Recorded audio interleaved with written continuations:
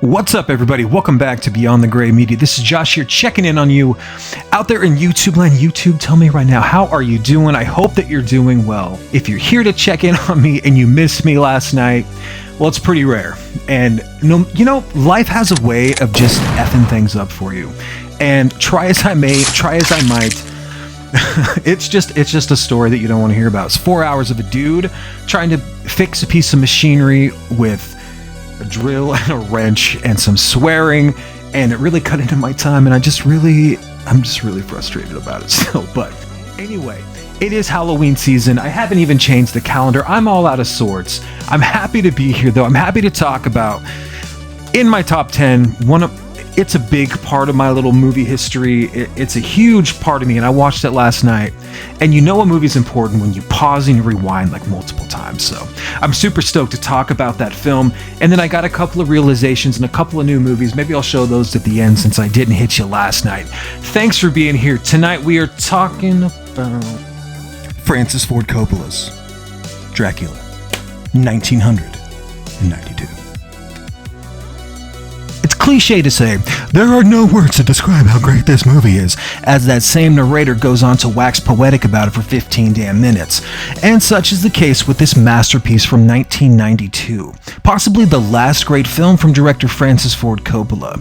My introduction to this film came late at night way back in November of 1992, right after my 9th birthday. My folks burst through the door and said, "Never again, you are never watching that movie, Joshua." Naturally, I asked, what could have elicited such a reaction? What was it? Dracula. It's evil, and you're not going to see it.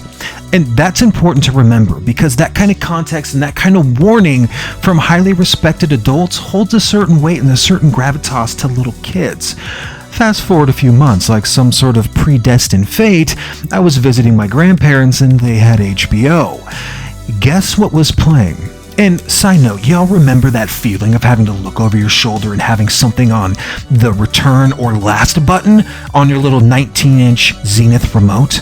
Those were the best of times, dude.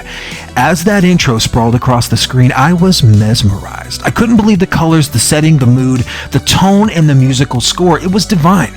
It was majestic, romantic, and horrifying. I kept leaning closer to the TV. I was hooked. I couldn't believe the scope of this film. Every second was so impactful. It had such purpose, absolute masterstroke, and a frenetic pace. This was my kind of Dracula. I went on to procure a copy on VHS from a swap meet a couple years later for $5 and proceeded to show all of my friends. For the record, I am an excellent hider of profane and restricted physical media. Kinda goes with the territory when you're raised in a strict religious household and you have a problem with authority. I would go on to take some technical theater classes later in life where this was the study for a whole semester, breaking down the practical effects, sets, costuming, and camera techniques. A real deep dive, and I think for the record that all kind of plays into why I hold such esteem and immaculate perception for this film, a perfect storm, if you will, being exposed to forbidden media from a treasured novel to being indoctrined at an impressionable age. For years, I would champion this film's technical prowess and defend any haters as less than, but really, it's special to me because of my story. I didn't have any hatred for Keanu Reeves. I was 9, Bill and Ted were fucking gospel, dude. I understand a lot of folks have problems with it, and really, I don't have enough time to break down every single thing, because I would be here all day. Gary Oldman is my Dracula, and while I respect, Christopher Lee and Bela Lugosi, there was something so primal about the way that the Count licked the blood off of that straight razor and then crawled sideways across the castle. His shadow's dragging through the whole damn thing. Every frame is just dripping with persona, driving these characters to madness and sleepless nights. Captivating 100%. Throw in Anthony Hopkins acting and laughing his ass off, the Madam Mina and Tom Waits, and how can you possibly go wrong? Every time and every frame, every single shot is done with such purpose and attention to detail. The transitions, the swell in music, everything moves in this film masterfully.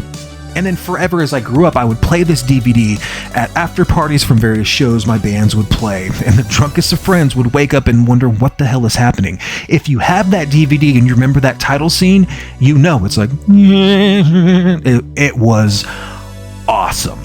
Some of my favorite parts of this movie is when he's reading the letters like, your friend, D. And it like zooms in, and all of a sudden that zoom just becomes the tunnel and the train. This thing is so thematic, so theatric, incredible, dude. All of a sudden you've got like these eyes kind of peering over the film, like, you know, they're on a ship, they're on the Demeter last voyage, right? And then it'll show like Mina, and she's crying, she's reading a letter, and it's got all this superimposed graphics over the top, the orbs, the rings of fire, the actual wolves, like the eyes. Dude, a lot of people might think that's a little heavy-handed, but for me, I think that goes a long way in just feeling like this is so over the top with the costuming. Every single frame is like, that is a poster. That is, it's just perfect. I don't know how they shot. I mean, they put $40 million into this movie, and you can see it.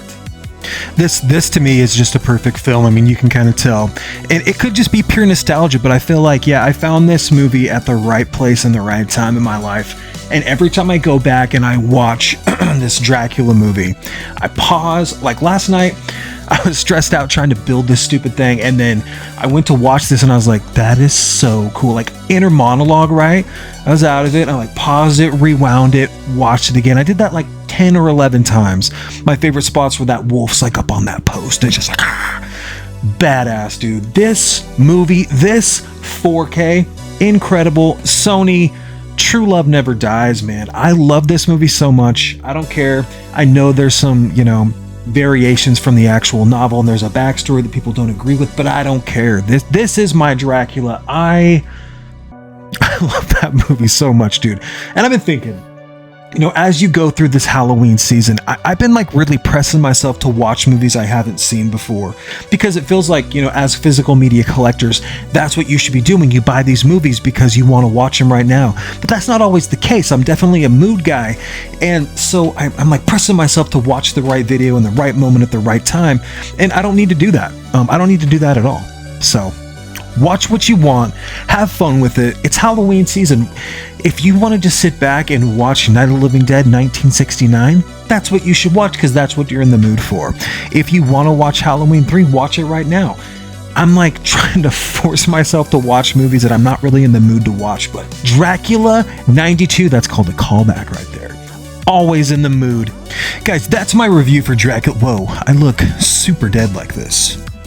That's the vibe I'm going for right there. Thanks so much for being here. If you want to see more from me, please like, comment, subscribe, talk some shit down there. Let me know, do you have problems with this perfect film? A lot of people do. I don't see it, man. I grew up on this thing and I love it so much. I've said that 100 times. You're sick of it.